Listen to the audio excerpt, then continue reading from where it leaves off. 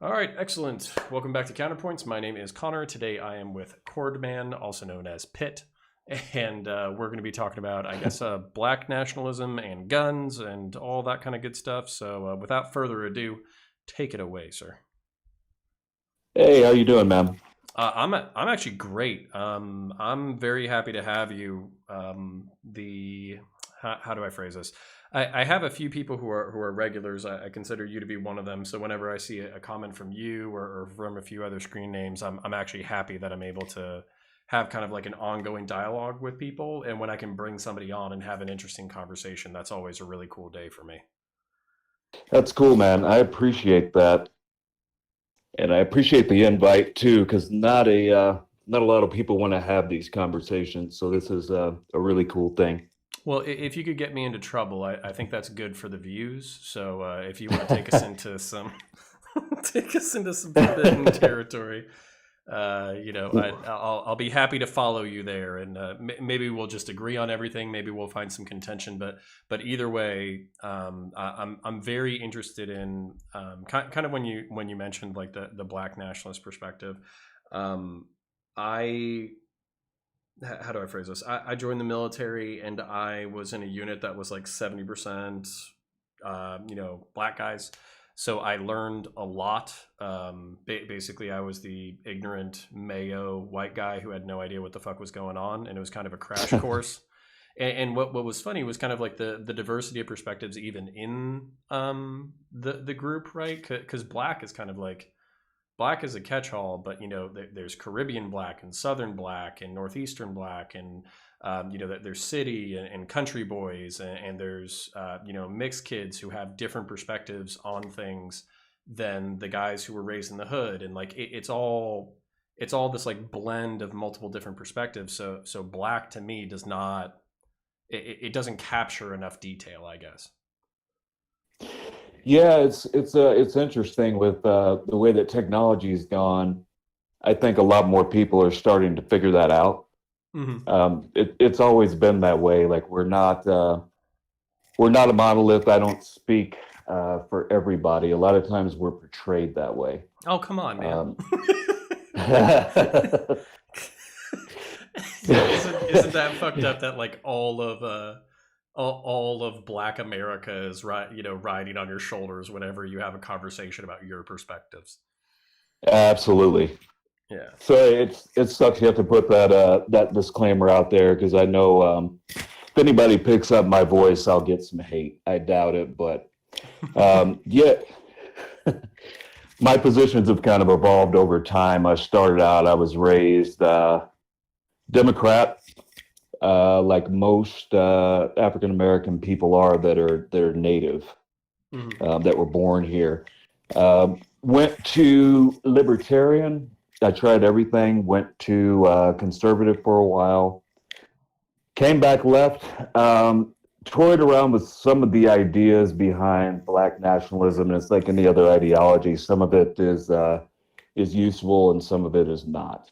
Hmm. Um, so now I'm just kind of at a point where I'm trying to figure out what is the best way for everybody to go, kind of like you, without us killing each other. Yeah. Well, and then I think people really kind of have a broad spectrum of belief when it comes to nationalism, and just let you know, on my end, people have complained that the volume of my guests is too low. For my recorder or whatever, it's kind of showing you as maxing out, so you might be a little bit too close to the mic. And then Okay. people can yell at me later that you weren't loud enough, and then we can kind of dial it in from there.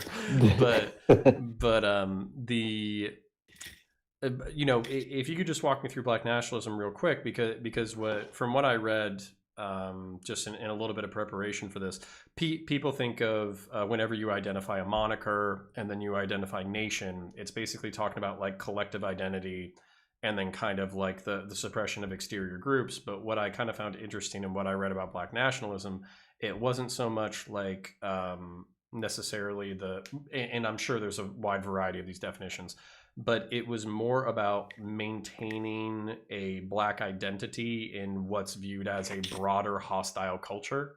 And that's kind of what I read was like, don't, sure, be a part of American society, but don't assimilate and maintain what makes you you. I guess that's what my read on it was. Correct. I mean, that's the basic overview, and that actually comes from, it's almost like a mirror view of how we feel we have been treated by whites, Mm-hmm. where we're constantly being spoken to as if everybody's an individual. Mm-hmm. But when a lot of people speak about Black people, they talk about them as a group.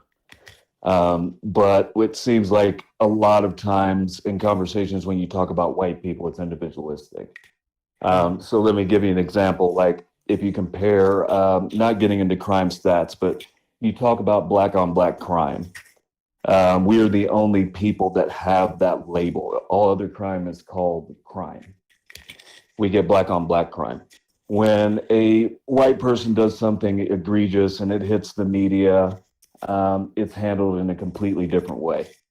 Um, so that's a lot of the reason why the belief is the way that it is. It falls into black separatism as well, just because people that are in that group feel like there's really no way to reconcile the kind of broader social problems that we have and the way that we are defined by other people.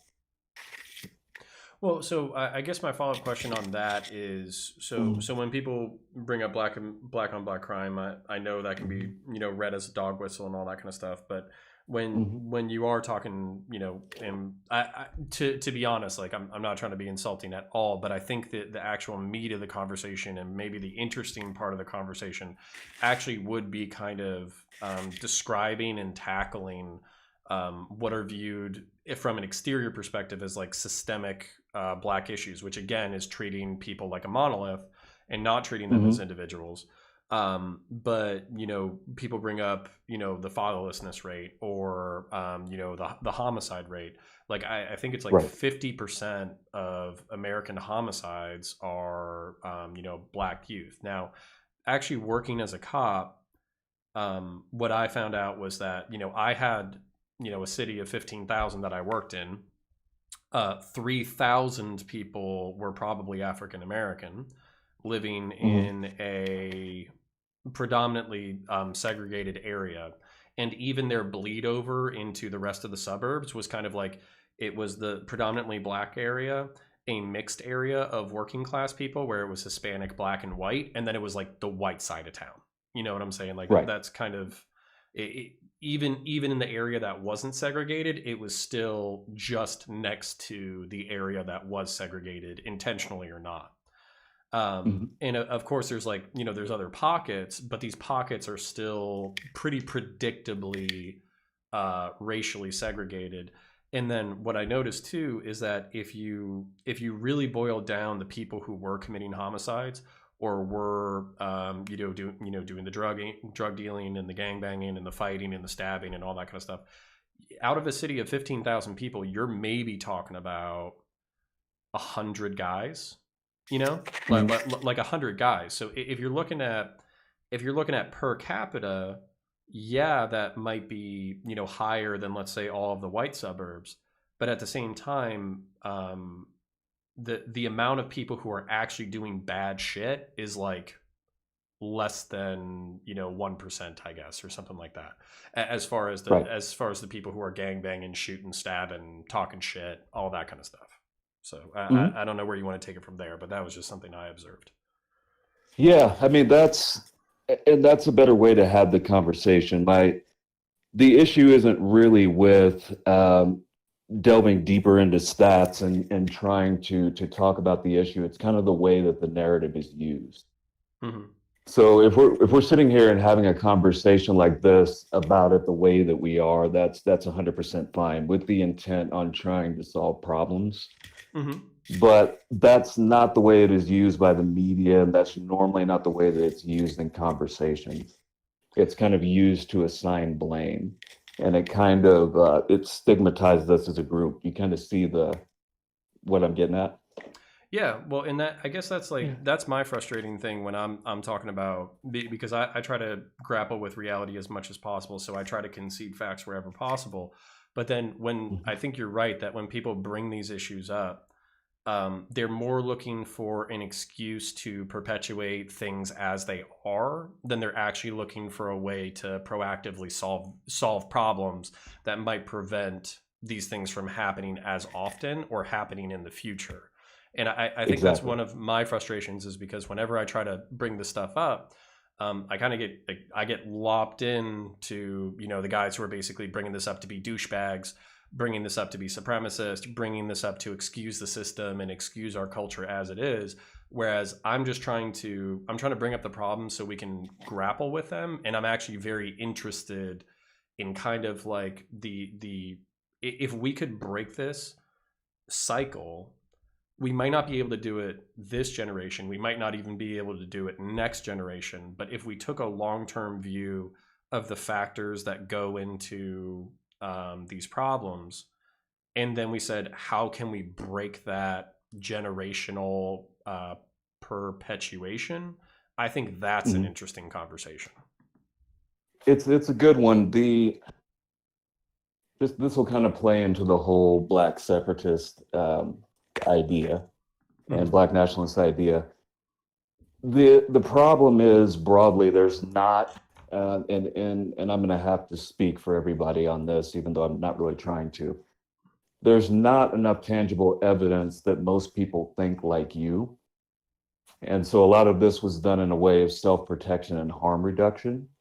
Mm-hmm. Um, and they're really there's not really a ton of evidence showing that a lot of people want to take it in that direction. Okay. And it's this kind of thing has kind of been going on for years, so it's also one of those things where it's like you don't want to wait any longer for the thing that's causing you harm to change. You want to separate yourself and kind of try to do your own thing in that respect. Um, I could probably speak for everybody except for the people that are just irate to the point where they just don't want to deal it anymore. I think that everybody would love it if we could get to a point in society if we were able to get more people to think in this way. I'm just not sure how that happens because a lot of that racism, whatever you want to call it, the way that we perceive people, a lot of that is taught in the home and then it branches out into the broader society. Hmm. So there's really no series of laws that you could bring across or anything like that that could cause people to think in a different way. I'm just not sure how we could educate the public on a broad scale. I think um, I think body cameras are actually a potent tool in this conversation. And I say this as somebody who has gotten frustrated with members of the public who were not of my race, Mhm. and basically, maybe I don't want to say treated them poorly because they were treating me poorly, but basically like there was obviously this gap that we couldn't bridge where I wanted to communicate with them in an honest way. They had a distrust of me that I can't really blame them for as a cop. And we just weren't able to get over that divide. So it just became this very frustrating conversation where it seemed like we weren't even speaking the same language. Mhm. And the, the not only can body cameras kind of like reveal that gap, but I also feel like they can kind of hold police officers to account where it's like, would you be treating a normal member of the public? Would you be treating a white member of the public? Would you be treating a Hispanic member of the public the same way, even if it was a frustrating conversation? And then Mhm. on top of that, there's kind of this like callous and casual, callous and casual bias, I guess, within law enforcement, where we're just so comfortable throwing human beings in bracelets and handcuffs. I still think Mhm. that needs to happen, but I think the callousness and casualness with which we do it is kind of the self-fulfilling prophecy. And just to kind of bring up something that I brought up before, but I Sure. think it's important to the conversation. I have a cop who I worked with who I view as a great patrol cop. He does a lot of stops. He searches people's cars. From a statistics perspective, he is a great patrolman, but he's perpetuating the system by basically cracking down on minor offenses. And he doesn't view himself as racist, but he cracks down on minor offenses, and he cracks down on minor offenses in a certain area. You know what I'm saying? Hmm. Oh, Like, absolutely. and he views that as, oh, well, I'm just going where the problems are. And if you didn't want me to jam you up, then don't break the law. But he's not thinking about how this like cycle of like fines, tickets, and arrest kind of fucks people over and basically makes them incapable of getting out of the situation that they were in to start over.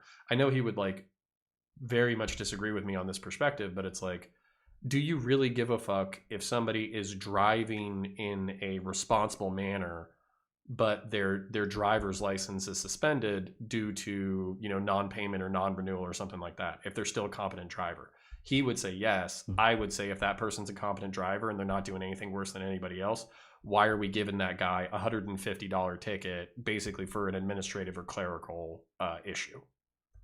Right. Yeah.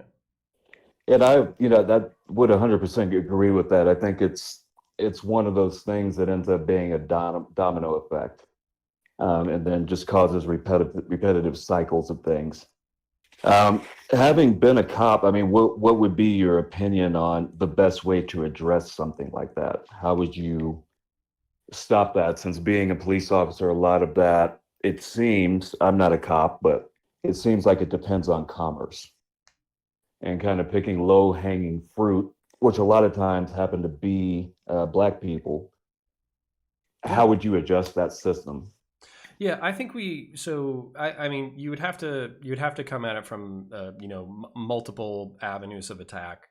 I think the first one would be kind of de-escalation training. I think the war on drugs was horrible, for the way police view themselves in America, and it's a very difficult job. Like, I don't want to dog anybody, but you need to be ready to get into a gunfight, but you also need to be ready to push somebody's car off the side of the road.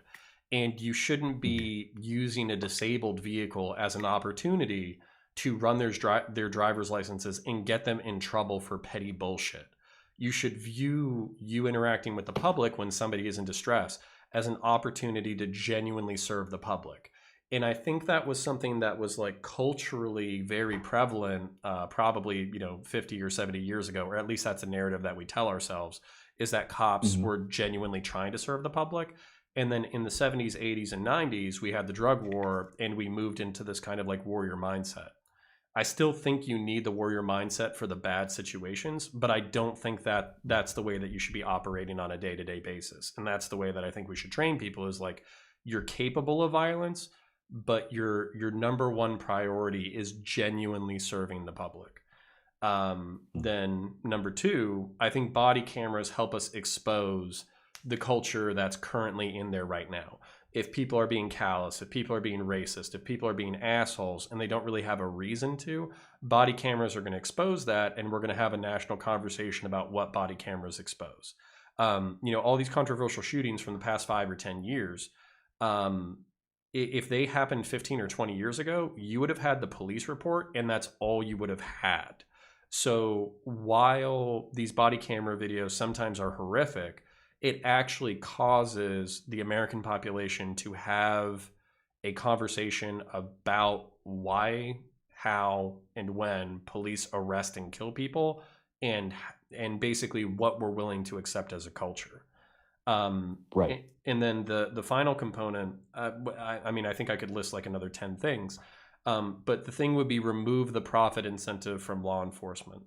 Law enforcement, kind of the interesting thing for the state of Florida is that law enforcement does not get big kickbacks for tickets. I think like the portion of the fine that went to a city police department for writing a ticket was like $16, and the rest of the money went to the state. Now, Jeez. that removes the profit incentive for the local police departments, but not entirely, right? Because the Hmm. state will still do programs and kickbacks and, click it or ticket, we'll give you gear if you win a click it or ticket competition. So on one hand, you've kind of removed the profit incentive, but you haven't. And then the same thing with civil asset forfeiture. Basically, if Hmm. someone has a shitload of cash and they can't prove why they have it, then they can actually end up having those assets seized. Or if they're a felon and they're committing a felony, that asset can be seized. It goes up to the federal level basically, and then that gets redistributed back to the police departments. But we have to fund our police departments well enough that they're not doing that in order to fund themselves, in order to keep the doors open. Um, and that's where I'll just That leave makes that for sense. now. Okay. That's that's quite a bit that needs to happen.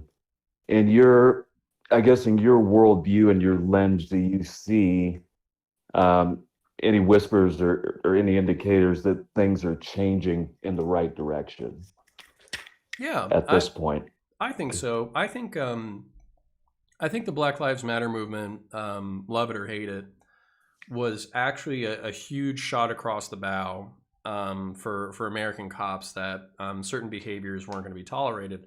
That being said, I think some of the more controversial shootings that were involved in Black Lives Matter kind of increased the sensitivity of law enforcement officers to being attacked by the public, because they basically saw what in their eyes would have been justified shootings or semi-justified shootings, and then those ones um, brought to the fore and added to this narrative of cops being pieces of shit who are getting away with murder.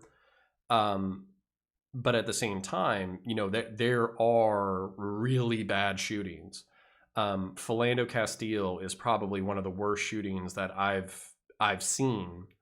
I think it's a training error, but I feel like the system, the way the system is set up now, this system is going to perpetuate shootings like this. It's going to continue to create shootings like this. So if you want to stop shootings like this, we have to have a conversation about how we arrest people, what kind of tactics we're using, what training we're using, and all that kind of stuff. And when people bring up individual racism, I think most cops genuinely are kind of like blind to this. I don't think that they view themselves as personally racist, but I think Mhm. that the systemic issue is actually the stronger argument, that it's like, yeah, you individually might not think that you're racist and you're individually treating black people like shit, but you're perpetuating a system that is disproportionately fucking over people and creating a cycle that's going to continue this system of fucking people over disproportionately. I guess I have a two-part question for you. Do you believe that if Philando had been white, and I'm not baiting you here, Mm-hmm. um, do you believe that it would have gone any differently? Potentially. Okay. And the so here's the thing, because I've been in situations like this, right? Okay. When that cop thought he was confronting a robbery suspect, he thought incorrectly that a robbery suspect admitted that he had a gun on him. And then if you look at the emotional and mental context clues, Philando was trying to communicate to the officer, hey, I have a gun on me, but I'm a citizen and I'm trying to comply with your orders. The cop, because he thought he was dealing with a murder suspect, was already like, if you were to put the emotional, mental and emotional issue, um, his adrenaline was already at a 10. His emotions were Mhm. already at a 10. His perspectives were already at a 10. And he thought that he was going to get into a shootout with a robbery suspect. But there were so many clues in the emotional and verbal context of the way that Philando was communicating with him. And there was so many opportunities for the cop to communicate what he wanted and when he wanted it, that could have prevented the shooting. Now, you asked me if he was white, would the solution have been, would the result have been different? I think that when you, as a cop, think about black homicide statistics being disproportionate to black people, I know you're treating it as a monolith, and that could be racist. Uh, Mhm. but when you know that half of your homicides come from, you know, black men or young black men, and that if you're going to get it into a shootout 50% of the time, it's, you know, it's basically going to be with a robbery suspect who's a young black male. That Mhm. does escalate your personal, you know, fear and anxiety and preparedness for violence. So that's where maybe Philando being black did contribute to his killing, even though he What was just kind? a citizen. Absolutely. What kind Sorry, of one sec, I lost my training? audio. Oh, okay. Go ahead. Can you hear me? Yeah, I can hear you. I just popped my headphone Okay. out on accident. Oh, no problem.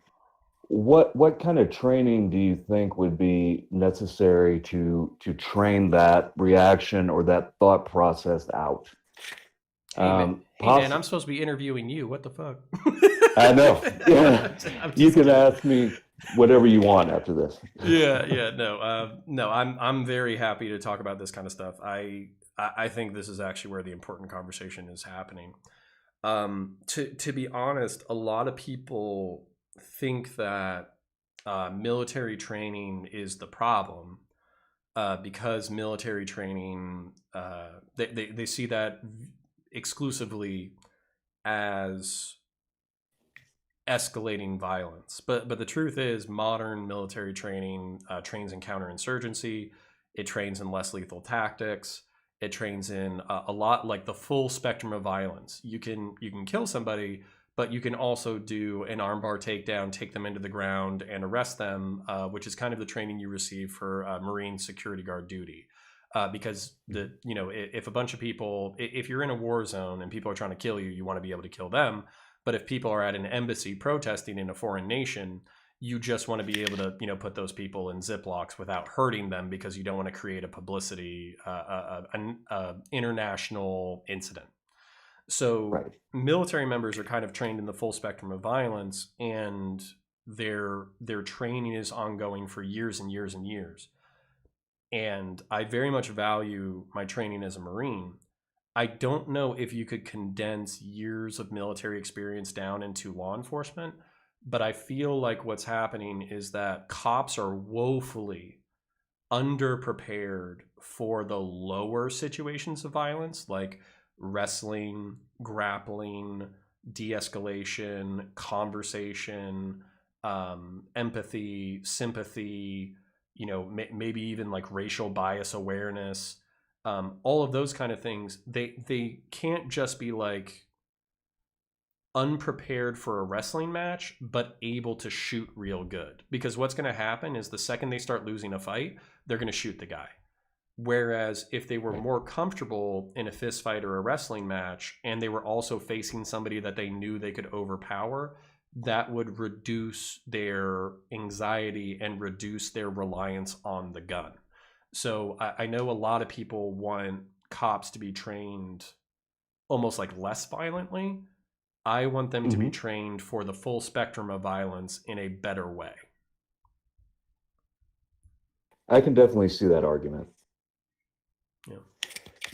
and that makes sense to me. Is maybe they're more psychologically prepared at that point Yeah. Like to like deal with the.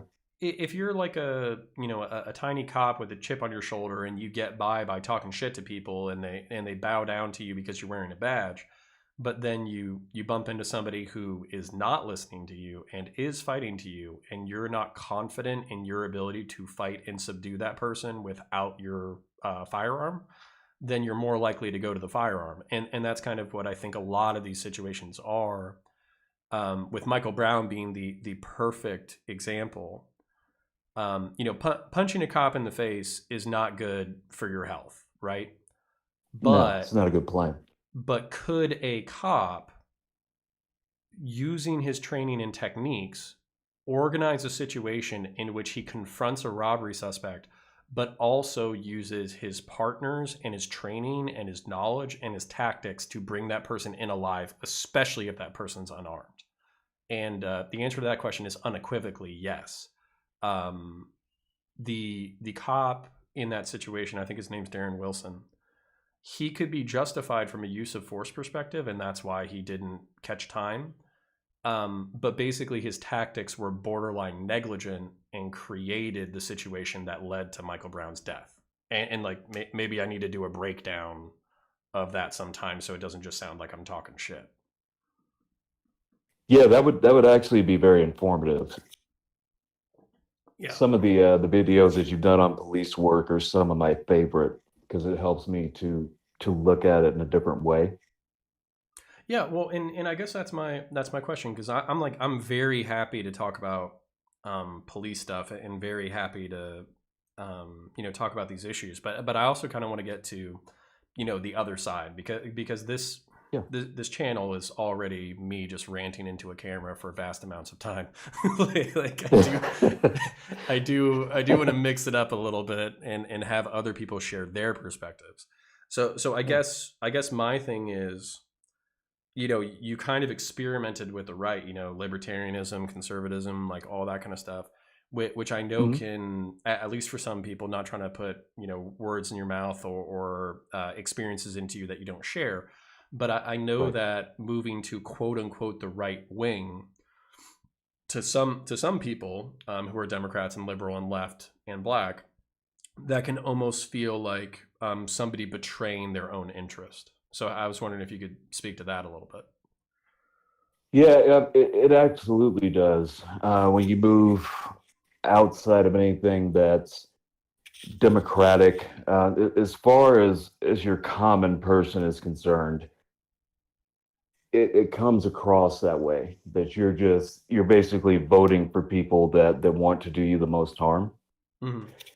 When you make the journey into black nationalism, the way that you actually look at it is that the parties are pretty much equal. When you have a Democrat or Republican in office, it's relatively the same as far as like fundamental changes that need to be done for the black community. When a Democrat's in office, sometimes there will be minute levels of harm reduction. But just like under Obama, we were still getting shot by police. So from that perspective, as a black nationalist, you're really just trying to separate from the entire political process. And basically, your vote is kind of up to the highest bid.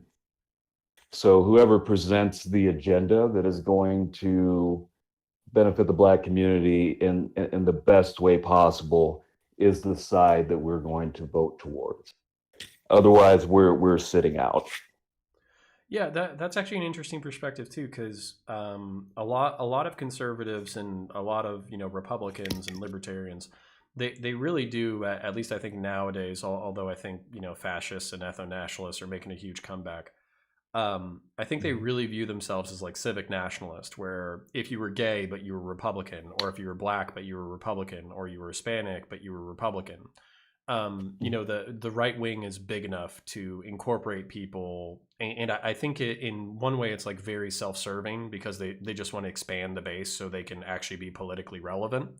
But Right. on the other hand, I also think that from a person who doesn't like I think you pointed out that I engage in what can sound like dog whistles, but I genuinely believe some of them, and I can like rhetorically and historically defend them. Right. I'm not trying to like. That's where a right wing perspective is that it's like, listen, guys, like Republicans are going to slash taxes and they're going to, reduce entitlement spending, but Democrats are going to pay lip service to black interest. But Correct. then they're through entitlement spending, through poor education systems, through perverse incentives, they're basically gonna like hold you down and perpetuate the system that's been fucking you over. So why not give Republicans a shot? Now that being said, Republicans are still gonna fuck you over and it's gonna be a whole bunch of bootstrap mentality. But Mhm. at least from a Republican or right wing perspective, it's like Democrats are no fucking better. Like they'll pay Yeah. lip service but they actually won't help or address the cyclical issues or the self-perpetuating issues. Yeah. They do absolutely nothing. Yeah. And to be honest with you, when you get out into the broader left, like when you get into socialists and communism and things like that, it's actually the same. They will pay a lot more lip service to black issues, but when you watch their movements and you watch what they actually push their agendas towards, it has nothing to do with specific black issues. Hmm. So it's not just a Democratic Party, it's also from what I've noticed from the left as well. Well, and then So it seemed, I was just going to go ask, ahead, like, sorry. I know I'm asking you to, represent all black people again, which I know is unfair, Yeah. but at the same time, what would you see as like unique issues to the black community that leftism or liberalism or the Democrat Party don't address? What are those things that you're seeing them completely failing on to actually fix or at least think about in a productive way? Well, I'm going to bring up the R word. I'm going to bring up reparations. Hmm. Some sort of financial infusion needs to happen, or at least a push for us as a group to be able to get access to capital in the same ways that other demographics do. Okay.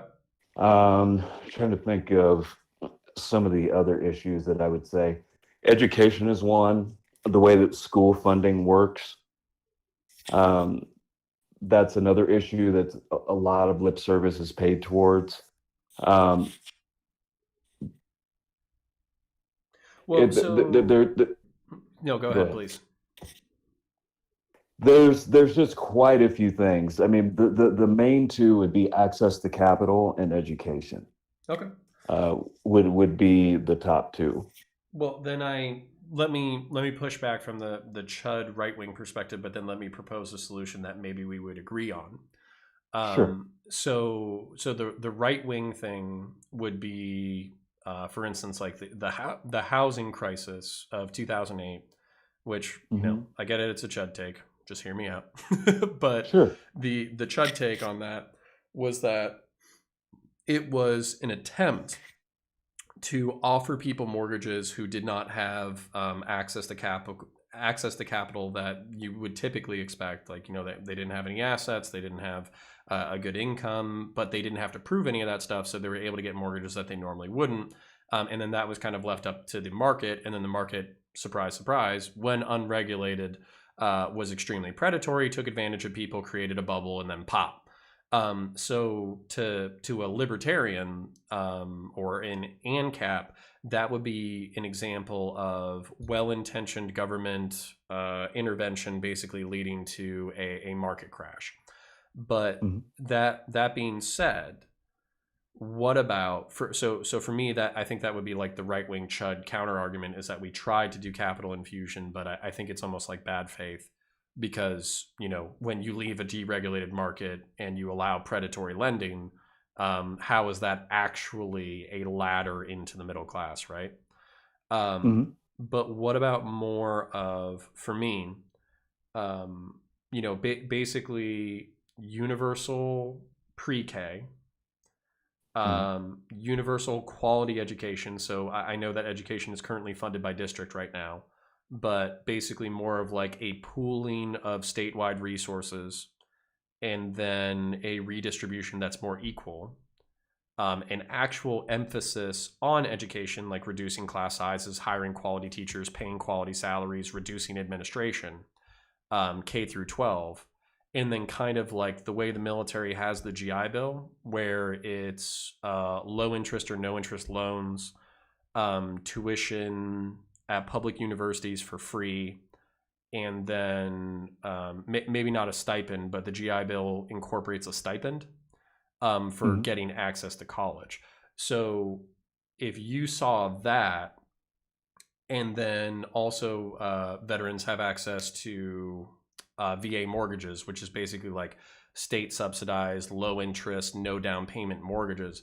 If you saw that as a, not a cradle to grave, but kind of like a cradle to adulthood assistance, would you see that as sufficient, as kind of like an economic reparations model, or would it need to be more than that?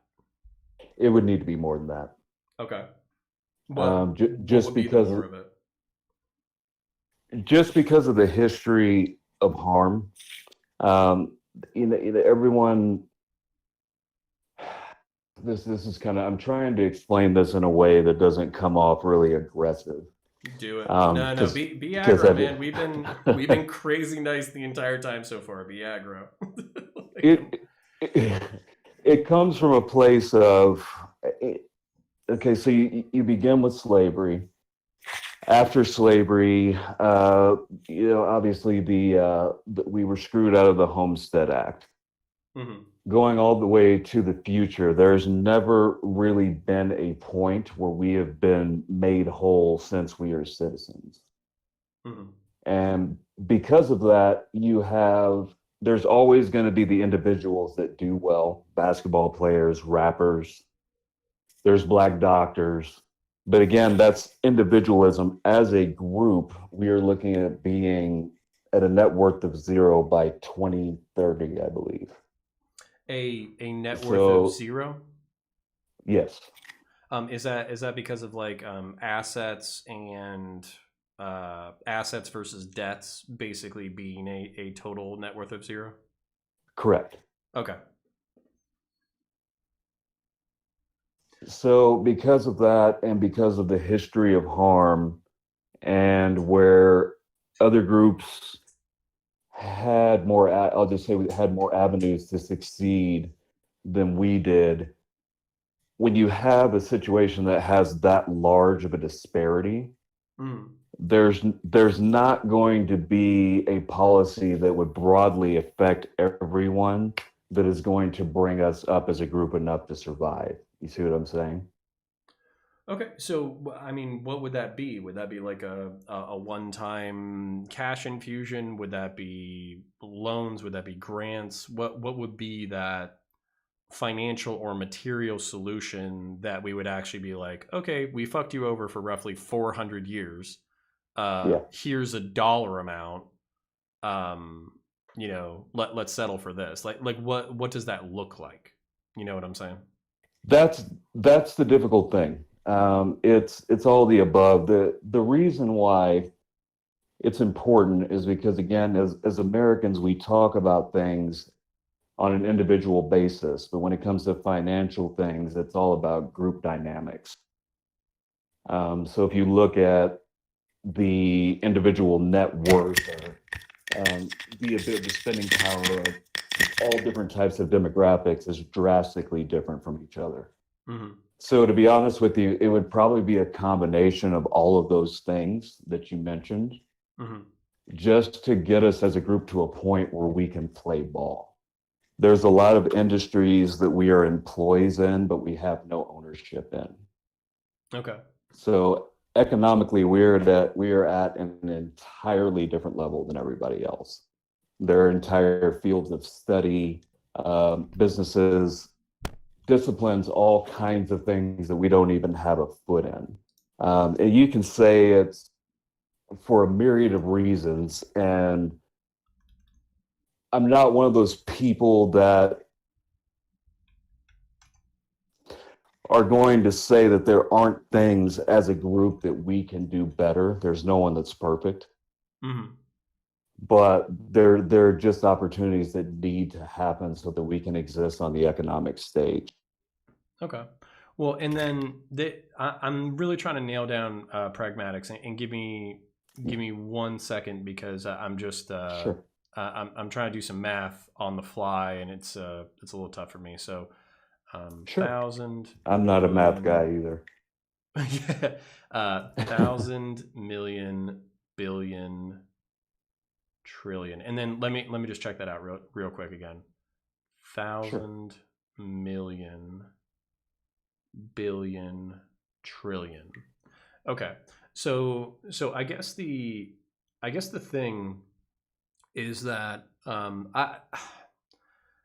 I want the market to work, but I also want people to succeed, right? Like I'm a mixed economy capitalist at heart. I know that makes me a centrist, so it's not sexy enough for fascists because I'm not racist enough, and it's not sexy enough for leftists because I'm not socialist enough.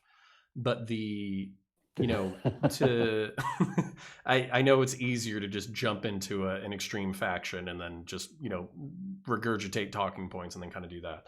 So Right. the interesting thing is that so the loan, the kind of doing like a GI Bill for everybody, right? Like basically a public option for home ownership to build positive equity, positive assets. The main way that white people and probably Hispanic people as well build wealth in the United States is through home ownership. That's like the Hmm. number one thing. So when I'm paying off a mortgage in 30 years, my house will probably be worth between 250 and $500,000 when I die, in modern value. When I die, that'll be split three ways. Basically, my kids will have a $200,000 uh, wealth infusion to them that they can then include into the assets that they're doing. And then because I've supported them and I've helped them out, they will probably be buying their houses on their own, and it's gonna create this cycle of owned wealth that gets passed down generationally and helps everybody out. Hmm. So I think the education K to college, having a game plan and assistance is important. But then when we get into the reparations, like actual cash reparations, just pulling a number out of my ass, I pulled $30,000 out of my ass. Okay, and Okay. then the population is roughly 330 million people for the United States, and then roughly 12% are black, and I believe descended from slaves. So Hmm. that comes out to roughly 40 million people multiplied by 30,000. That's actually, if I'm reading this number correctly, which I could be wrong, I'm doing roughly 40 million multiplied by $30,000. Somebody please correct me in the math if I jump by a digit. But thousand, million, billion, trillion, it's actually like $1.2 trillion, which I Hmm. don't see as like an insurmountable number. The annual budget for our entire federal budget is roughly 4 trillion. So Hmm. so if you did that over like I don't know 5 or 10 years, I wouldn't see this as breaking the bank. But at the same time, you know, is $30,000 anywhere near enough to build this? As an apology, is $30,000 as a one-time payment even remotely close to enough? And then if we're going down that route, how do we make sure that that wealth actually stays with people instead of just like did you see the Dave Chappelle skit where like reparations I actually come did. through and they like Yeah, I did. yeah, they like buy booze and cigarettes and they party and they gamble and they buy nice cars and all that kind of shit. Like how do you make sure that the wealth actually stays with people instead of people being predatory towards those people and then basically that money disappearing within even a That few years or a generation? right. That's a fair question. That's something that's been talked about. Some things that have been talked around, tossed around. Excuse me. Is to have it be put in different types of funds, just basically for possibly entrepreneurial access. You Mm, would have to, because what basically needs to happen, I can't remember the exact math on this, but there's for every demographic, for white people, Asians, Mexicans, black people, there is an amount of times that the dollar bounces within their community. mhm. I think that Asians may have the highest number, and someone can blow me out of the water with this. I think their dollar bounces maybe 16 or 17 times before it leaves their community. Mm, Jewish folks are close to the same way. White people, I can't remember the number. mhm. For us, our dollar, I think, bounces once. Yeah. And that kind of goes back to what I was talking about before is not being involved in certain industries. So there would definitely need to be stipulations on how it was given out, Mhm. and how it was allocated to people. But the other side of that is we would not want that decided in whole by white people, Right. to be completely honest. So there would have to be an even council of us and everybody else, because unfortunately, with these kind of things, you have to give America as a whole a say. I can feel differently about that emotionally, but factually, that's just kind of the way that these things go. Hmm. But there would need to be some sort of program. I'm not a math or really a business guy myself, Okay. but something like that. There would need to be something like that in place to make sure that the money was not wasted or squandered, Hmm. and also to make sure that it actually served the purpose that the check was cut for. Well, and then I guess that's, not the fear, but basically the one of the concerns, maybe an unjust concern, but still a concern from an exterior perspective, is that once that was done, how do you put a dollar amount on basically being fucked over for a few hundred years? Like that's where like any dollar amount doesn't seem like it's going to be sufficient. And then Right. B, those details are very important. So Mhm. like how that money like is it invested? Does it go into a mutual fund and then people are able to pull out interest? Um, uh, or is autonomy more important, where people are able to self-determine what they're able to do with that money? A white say in how that money is spent is kind of overstepping the line to begin with. And then Mhm. the other thing too, so I'm really not trying to be like rude or dickish at all, but No, I how get you. how much do you think that some of these issues revolve around economic literacy? So for instance, the baller lifestyle, right? Like Right. I was dealing with drug dealers who were probably making 5 times as much as I was in a year. Mhm. Me being a public servant and them being, maybe millionaires. Obviously, those are the rare guys, right? Those are the Right. captains and the, Those are kingpins. Yep. yeah, those are the higher up guys. But at the same time, they would make investments in like vehicles and clothing and like all that kind of stuff, basically like depreciating assets. And on one Mhm. hand, it's like, that's the baller lifestyle, is you want to flex, you want to show off that, I've made it. I have all this money. I can spend it, how I feel like, and still have cash in cash in hand.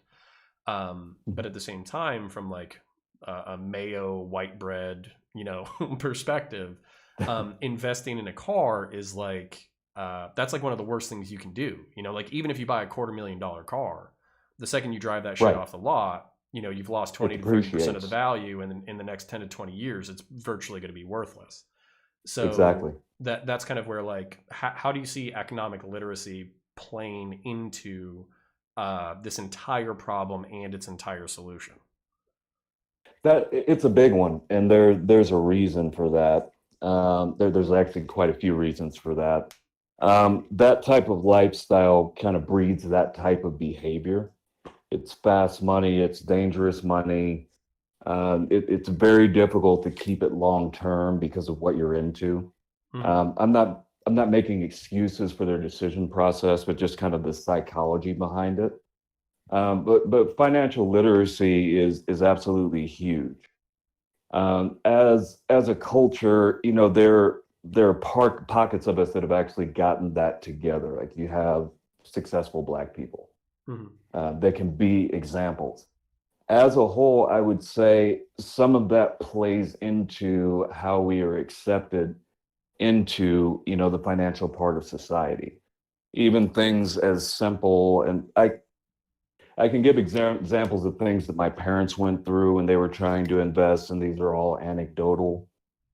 Hmm. But there's kind of a saying like a lot of white men, that a lot of business deals happen on the golf course, Hmm. between different demographics. A lot of times when Black people walk into the room, those conversations stop. Hmm. So there's levels from the social game all the way up to actually trying to make investments and finding the correct financial plan for you that we are actually shut out of socially. Hmm. Like I said, those are anecdotal. I don't think there's even any data that's available on that. You No, just but I have to take mean, my word for that. well, I mean, I could even see how it would be logically, Mm-hmm, where let's say, white people, Asian people, Jewish people rubbing elbows on the golf course. They all have generational wealth. They all have, mutual funds and all that kind of stuff. I would actually expect them to treat me with a certain level of hostility as a wagey, just like a normie guy working a job with maybe a 401k that I'm contributing to. They probably wouldn't like mm-hmm, me either. But at the same time, I could also see basically like an up and comer family trying to break into that, mm-hmm, and then basically them either being predated upon by more experienced investors, mm-hmm, or being shut out just because of maybe even like subconscious mm-hmm. wariness, subconscious hostility, still not getting access to the higher level deals, out of that kind of like internal bias. Um, Exactly. well, and then I guess my other question too is, from the cop perspective, Mm-hmm, younger black kids, females, males, doesn't matter. They walked up to me on the daily and they were like, "When I grow up, I want to be a cop. When I grow up, I want to be mm-hmm, a fireman. When I grow up, I want to be an astronaut." And there's like this very large, like aspirational, I can do anything. The world's at my fingertips. I'm growing. I'm learning. I'm becoming a human being. But mm-hmm. then when I would say around like 8 to 10 years, some of those kids, I would even say a decent chunk of those kids, stop talking to cops, start Mm-hmm. spitting on the ground, start being like, I don't talk to patrol, I don't talk to, whoever. And I'm not blaming Right. anybody for that phenomena, but at the same time, how do you see that where kind of like perpetuating these systems, and also being aware of how they negatively impact you, whether it's a piss poor education system or law enforcement systemically disproportionately affecting black people? How do you see that kind of like informing like black adolescence and black teenagehood, where they're almost, they feel the hostility coming their way, so then they also shut out the exterior culture? And also when we're talking about like financial literacy, Mm-hmm. looking at education, looking at military service, looking at law enforcement service, looking at all of that as kind of like a part of the broader culture that they don't actually have access to, Mm-hmm. regardless of whether or not those barriers like exist on an individual level, they exist on like a social Mm-hmm. and cultural level. Right.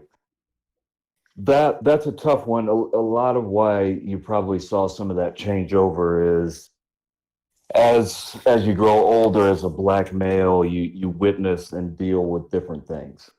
The other demographics don't tend to, and a lot of that is environment. It could be as simple as your older brothers, your older friends in the neighborhood, the people that are looking out for you, getting your ear and kind of trained you to think that way over time. Some of it is actually watching things happen to people close to you and forming the opinion organically. Mm-hmm. So that that is something where it would require change probably on both ends. Mm-hmm. I can't speak for every neighborhood. I know a lot of my cousins grew up in a lot rougher area than I did. I've heard all kinds of stories about cops, and then again, I'm not a cop, so I don't know the laws, but I've heard stories about entire neighborhoods basically being rounded up on gang injunctions. Mm-hmm. Um, just an abuse of power like that you would never see in the suburbs if some white kid got pulled over for heroin. So Right. I think it's a combination of both. Yeah. And I'm not really sure how you would fix that outside of probably a genuine desire to change things from both, and then having conversations about it like these. And I'm not sure how you would facilitate that. Well, and I guess my concern from the maybe center right, center left, somewhere in the middle Hmm. perspective is that I do feel like you and I have been able to talk about this issue productively. We've been able to talk about thorny issues productively. Even if you wanted to get more pissed off about shit, I definitely would not. I wouldn't. I wouldn't hold it against you in the context of this conversation, because I think for a lot of people, including myself, politics is sports, right? Hmm. We root for our teams. We pick out our ideologies. We pick out our tribes, and then we advocate for those groups. But really, at the end of the day, like, are these things really going to come and fuck us over? At the end of the day, they could. I mean, war could fuck us Absolutely. over. Bad policing could fuck us over. But as, like, middle class white folk, really, like, really, if we excuse everything the police do, and if we excuse everything that our government does overseas, is it really going to come back to bite us in the ass? Probably not. Whereas I feel like one of the things about maturing and appreciating other people's perspectives is that these conversations that we're having, they actually do hold weight, and they actually do directly impact other people, and other people disproportionately. Hmm. And that's where I feel like, one, you have to start from a position of good faith. Two, you have to look at productivity. And three, these kind of conversations can't just become sport where you're like, oh, my side's correct, fuck your side, and then like have no curiosity about the perspective of the other side or what would actually solve the problems. And Right. that's something that if I had to criticize the left for, I feel like they love to fucking like virtue signal about how much they give a shit, but then like don't take on like actually productive measures that like centrists and right wingers could get on board with, if argued for and advocated for. Um, Right. and, and maybe that's just my chud knee jerk reaction, but that's something that always bothers me. Is I feel like actually addressing the issues would be more productive than virtue signaling about which side was more correct about how fucked up we are and why.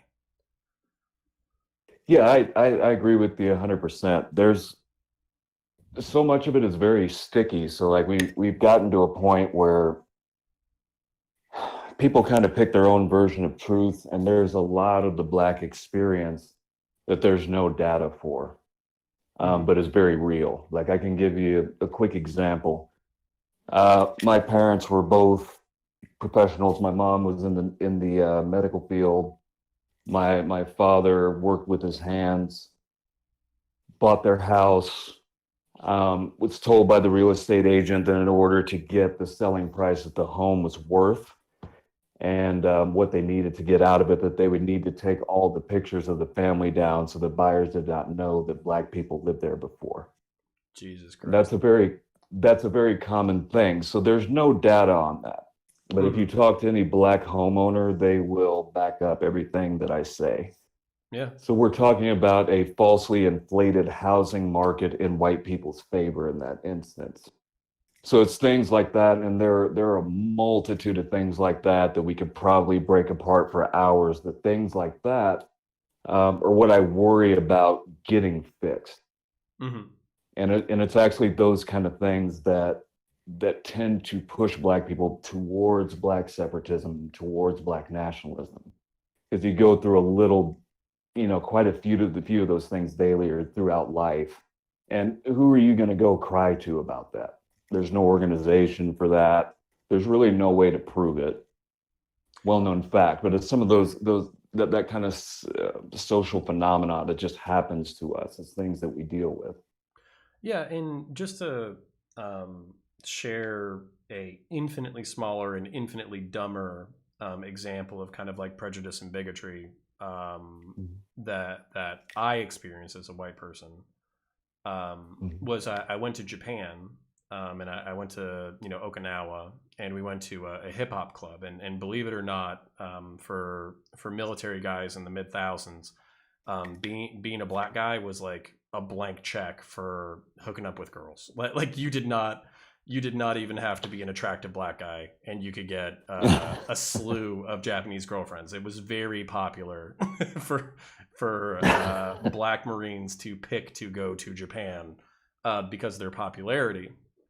And you know, not to, you know, be overly prejudiced against like Japanese society, but when a trend Right. or a fad is in play, it's generally in play pretty hard. Like Japanese pop culture within Japanese culture is very powerful.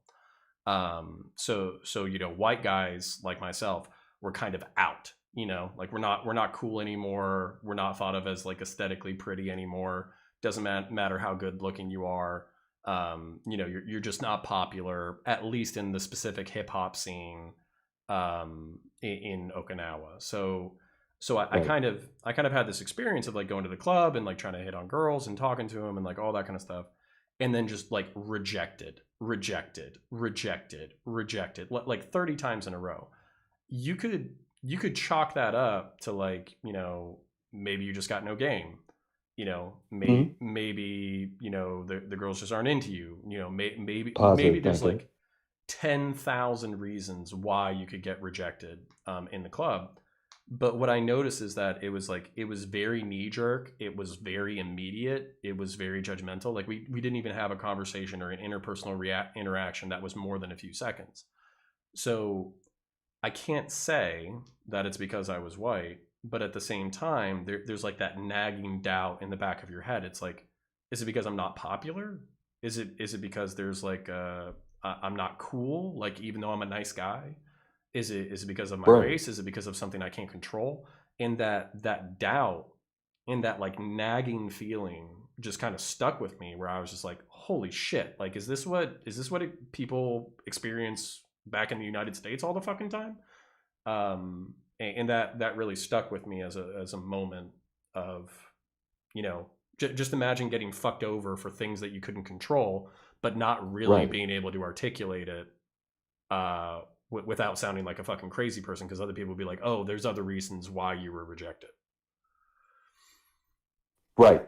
And that, I mean, that's insanity. I mean, that's kind of a good way to bring it across, maybe in a way that everybody can understand Mhm. situations like that where people try to give you the positive thinking aspect, or just change your POV, try something different. Mhm. Maybe it's you, you know. And to be honest with you, there are probably some things that are viewed as racism that are not. But because the level of abuse in certain aspects is so high psychologically, that you kind of, if you're not very careful, you tend to view life through that lens, just Mhm. because it just kind of becomes like there's no other way. So yeah, I can absolutely agree with that. Well, and I would just say like the so for instance, like if I was in that situation, the bootstrap mentality still would be my best bet, right? Like shake it off, walk it off, you know, find some girl who can see past it. You know, all that kind of stuff, like all that like in general self-help advice to kind of like bypass the negativity and the rejection and the judgment and like all that kind of stuff. Hmm. That might all be perfectly valid advice, but then it doesn't stop the bad taste in your mouth, right? It doesn't Right. stop the negativity associated with being rejected out of hand. And I'm just kind of wondering, like, even if I'm being completely dumb and selfish, and I was wrong, and you know these girls were just rejecting me because I'm a goofy white guy, like, like because I'm goofy, not because I'm white. You know, like I was just thinking, it's like this is one small experience one time in a foreign country. Like I couldn't imagine if that was just like a significant portion of my life, where I always felt like the other. I always felt rejected. I always felt minimalized. I always felt patronized. That was kind of I don't want to like overblow the revelation, but that's where I was like, huh, maybe I got the smallest taste of what that feels like. Hmm. So, Yeah, so there's so many things like that. well, and I guess that's my question is, does that does that ring true for you? Do you feel like you've been patronized? Do you feel like you've been minimized? Do you feel like your opinion's been discounted because of the way you look? Oh Do, yeah, yeah. yeah. Especially as a black male, it tends to be a little bit worse for us, Hmm. because there's a fear that is associated with us, and there's also sometimes a sick kind of competition that goes on, and there's people assume things all the time. I mean, it it gets very painful, and that not everybody is able to deal with it, and a lot of people deal with it in different ways. Hmm. Sometimes it's violence, sometimes it's isolation, sometimes it's aggression, or it's very tough. There's really nothing that I can compare it to give you an idea of what it's like. And like I said, there's like, for instance, like when someone is an asshole to you in your job, or just when you're out going about your business with your family, and you really don't have to think about, well, did that happen because I was white, or did that happen just because that guy's a dick? You're going to think that, more than likely, I'm assuming that you're probably just going to assume they're an asshole. Oh Same yeah. thing with your interactions with cops. With us, it's like I've got to go through a myriad of fucking things, in my head to try to figure it out, and that you're never really going to figure it out. Yeah. But there's so many other situations in life, that do kind of map onto racism, that you end up just kind of throwing it in that bag just because that's the way you feel. I mean, it's everything down to growing up watching television and not seeing yourself represented on television. If it is, it's not represented in a way that you can identify with. Not having heroes at a young age. That kind of stuff is getting slightly better, but there actually is data out there about things like that, about how much that affects the psyche of young black children. Hmm. Well, Turning on the TV and I have a silly question, a serious question, and then I know you got to go soon, so I'll let you have the sure, last word, or walk us through a last perspective. So, are you yeah. saying Wesley Snipes in Blade and Will Smith in Independence Day were not sufficient for black mental well being and black representation in the '90s? That felt so good, man. It did. It felt so good, man. That was like close to kind of like the Obama effect. Yeah. Well, and that's the thing too, is like, you're raised as this, like, white suburbs kid, and you're kind of Mhm. taught to be, at least in the '90s, kind of as like a young kid, you're taught to be kind of like colorblind, I guess, from your heroes. So like Will Smith, and I know there's some like colorism issues and some language issues with that, about whether or not he's like a legitimate representation of the black experience. But dude, Will Smith and Mhm. Wesley Snipes were like, those were my fucking heroes for like a hot minute. Like Blade was the shit. Independence Day was the shit. Yeah. So that was kind of cool for me, but I also feel like that's kind of like a '90s perspective that kind of hasn't survived the test of time. Is trying to be colorblind. Like I just don't think it worked. Mm-mm. And then I guess my serious question before I let you have the last point Sure. is, so you're expressing your experience. I'm trying to relate to it as much as possible, but I know that I can't, or can't fully. um so I guess my question to you is, it's like, part of the way that I deal with difficult problems is through self-expression. It's through communicating with people. It's through doing YouTube. It's through talking with my friends, my family, all that kind of stuff.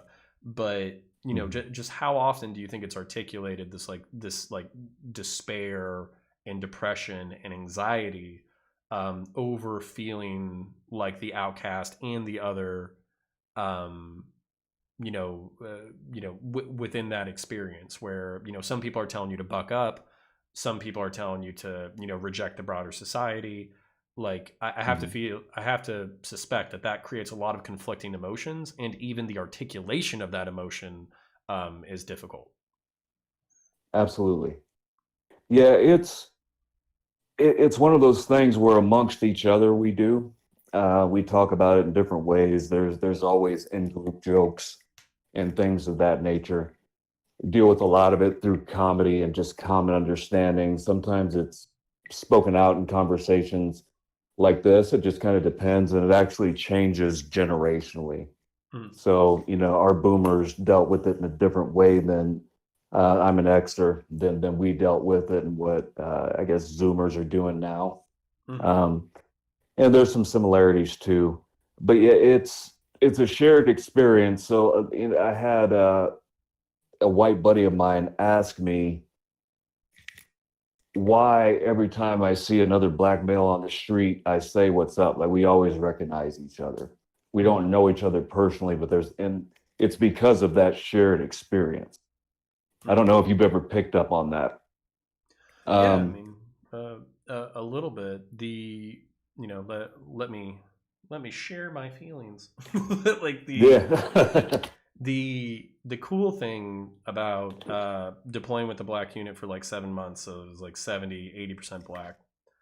The cool thing about that was like we just like razzed each other and gave each other shit all the time, often along racial lines.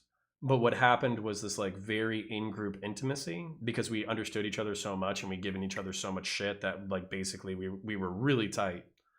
And that kind of like that bond and that kinship um, really kind of made us think that like even tighter than the Marine Corps, even tighter than a unit, even tighter than a section, because we all understood each other so well. There was basically things that we could say to each other that other people couldn't.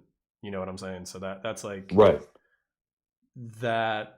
Even if I don't get it from like meeting a stranger, well, and you know what? Let me share some. I'll let you go in a minute, but let me share some No, all good. cringe Okay. because I was an honorary person of that little group or whatever. I've tried to like reconnect with like random black people, like trying to share like an anecdote, trying to share some of that experience because like I kind of like I almost like maybe it's very white of me, but like crave that like connection, crave that authenticity, crave that legitimacy.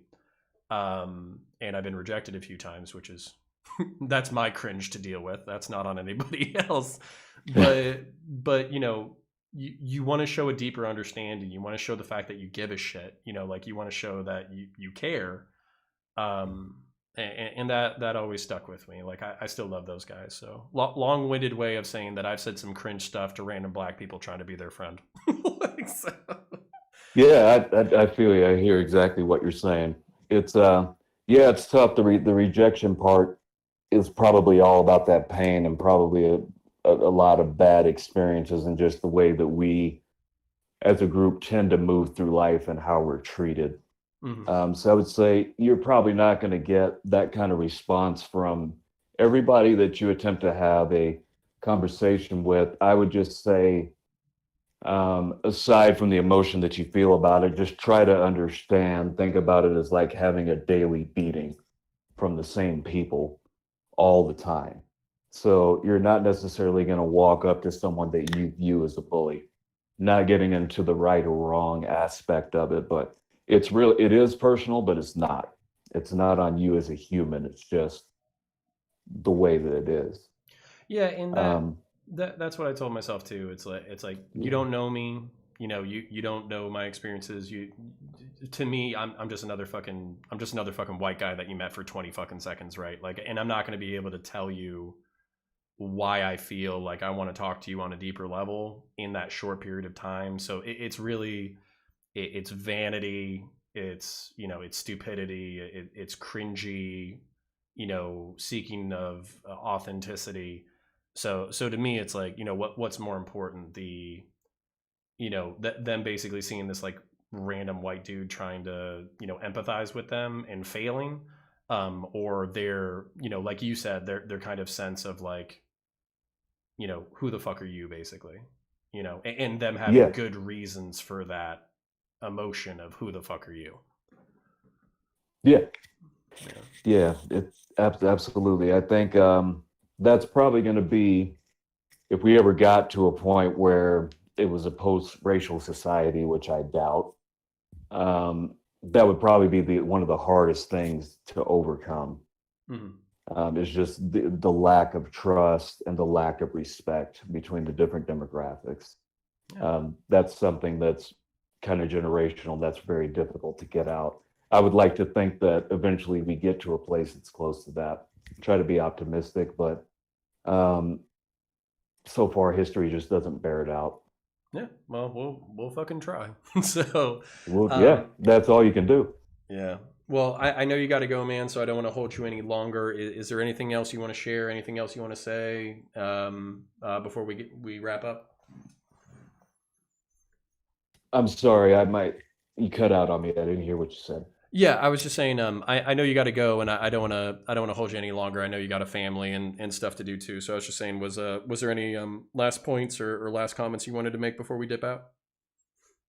No, I think I'm good. It'd be great because I know we didn't get to a lot of things. If you have interest in doing it again, Oh, I done. can, Yeah, I absolutely. we can kind of get together and kind of figure out what we want to focus on, and I'm more than happy to share more detailed information with you on any particular topic. Um, but this was just kind of a getting to know you thing, so not a Yeah, big deal. So yeah, if you're down for that, I am absolutely down to do it again.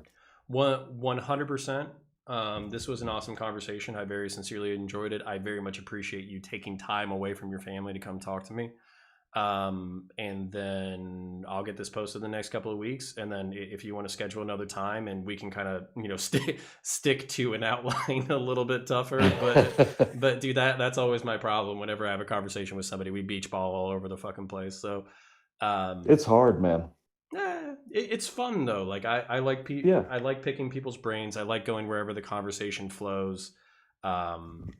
Like I I think we talked about a lot of really good shit, but yeah, I would be more curious about details of Black nationalism, interactions with cops, psychology, whatever else you wanted to talk about. I'd definitely be down. Sure. I'm game for it all. All right, awesome, bud. Well, thank you for your time. Have an excellent night, and I look forward to speaking with you again. Thank you, man. I appreciate it. All Have a right, good one.